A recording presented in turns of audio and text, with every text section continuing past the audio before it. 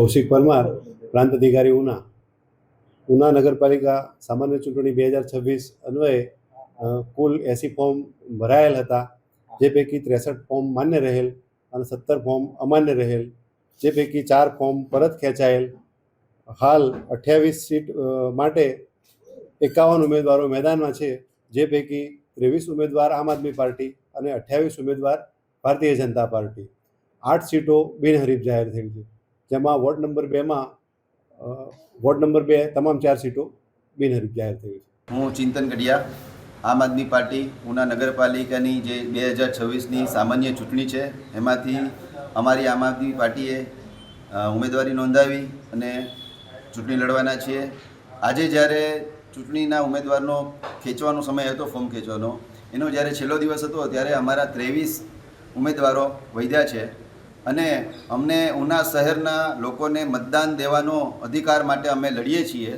ઉના શહેરને આજે ઘણા સમયથી, વર્ષોથી મતદાન દેવાનો અધિકાર નથી મળતો, ત્યારે અમે યુવા અને શિક્ષિત યુવાનો આજે ઉના શહેરના નગરપાલિકાની ચૂંટણીને લોકોનો મત દેવાનો અધિકાર માટે અમે લડીએ છીએ, ઝઝૂમીએ છીએ.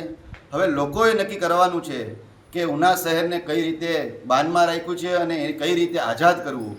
હવે એ ઉના શહેરના લોકોએ નક્કી કરવાનો છે અને અમને સંપૂર્ણ વિશ્વાસ છે કે ઉના શહેરના તમામ વેપારી 18 વર્ણના લોકો અમને જીતાડશે, કેમ કે અમારી પૂરી ટીમ યુવા અને શિક્ષિત છે અને બધા જ લોકો વકીલ મંડળથી માંડીને બધા જ ભણેલ ગણેલ છીએ અને અમે ઉના શહેરને જાગૃત બનાવવા માગીએ છીએ અને લોકોને એમના મતનો અધિકાર માટે અમે ઊભા રહ્યા છીએ. જ્યારે અમે 36 ઉમેદવારોની ઉમેદવારી કરેલી ત્યારે અમારો ઉમેદવાર એક પણ નહોતો ખડ્યો.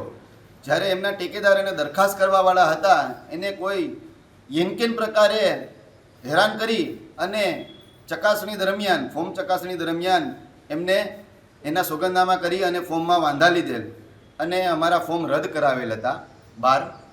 અને આજે જ્યારે અમારા ઉમેદવાર વધ્યા હતા ત્યારે એક બેનને કોઈ એમના ઇમોશનલ ઓલું કરી અને એક ફોર્મ પરત ખેંચાવેલ છે.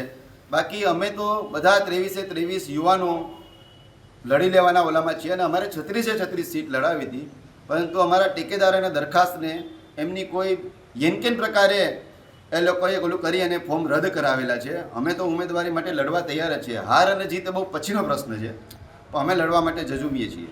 અમે 2 નંબરનો એક વોર્ડ છે જે કોટ વિસ્તારનો, એમાં એક નથી, બાકી સંપૂર્ણ 8 વોર્ડમાં ચૂંટણી થશે અને એમાં લડવાના છીએ અને હવે લડશું.